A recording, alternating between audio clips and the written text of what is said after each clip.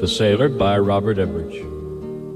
It's about a river, an ocean of blue, and the boat that sailed along it, under the moon. Picture the swell, whereon the seawall crashed. 10,000 waves, whereon this the journey's end. And the boat from upriver, it sails along, out in the harbor, and her story's begun.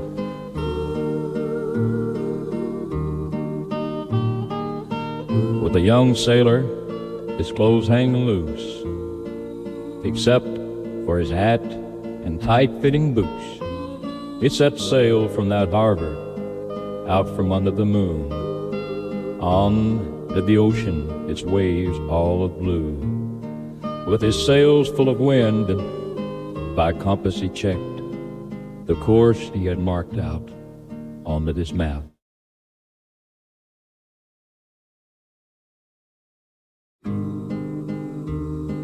With rudder in hand and nothing but time, he sat back and watched as the waves drifted by, his plans and his cargo, and that being wheat, to trade in a distant market, his mind full of dreams.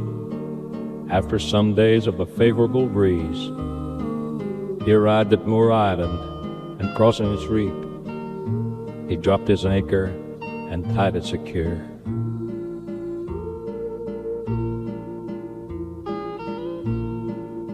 He waved to the people who stood by the shore.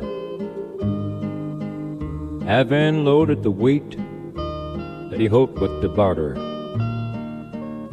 he rowed his small skiff in the still calm water. With each stroke of his oars, the rowing got harder, till he had reached the shores of Moore Island Harbor. He made him a deal with an old sea urchin, now living ashore as a wealthy marine merchant, who watched the waves that he once used to travel for a boat full of goods wherewith he could haggle. He had filled up his kettles with the blue whale's blubber and boiled it down and made him some oil.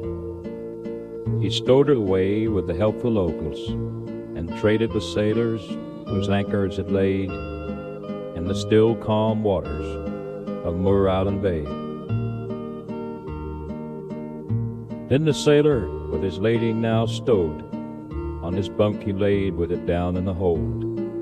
Though his work was half finished, he wished he was home, and he dreamed of his lady, their rings made of gold, their Long Island wedding, the south wind that blows, to carry him safely back to her home.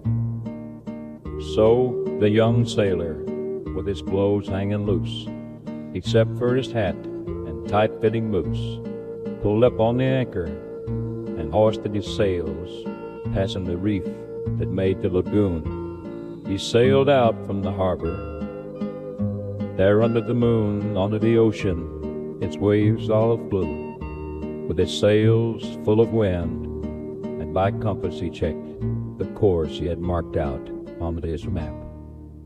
With rudder in hand and nothing but time, he sat back and watched as waves drifted by.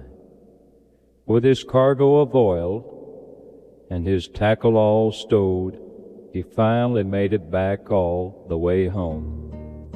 The lights from the market and on the water below, with each wave sparkled like the stars above shone. So he threw out his anchor and lowered his sail and waited to bring in his laden of wealth. He was then on his lady, his eyes upon failed. She standing on the seawall, will crash the swell.